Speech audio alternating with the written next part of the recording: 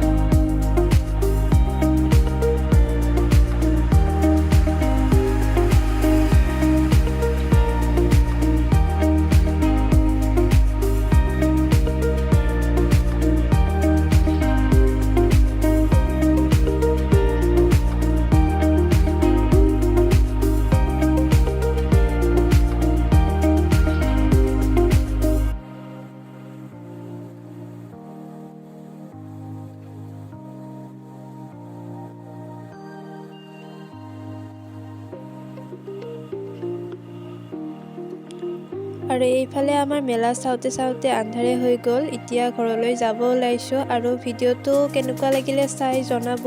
আৰু মেলাৰ পৰানো কি কি কিনিলোঁ আপোনালোকক দেখাম বাৰু ঘৰত গৈ।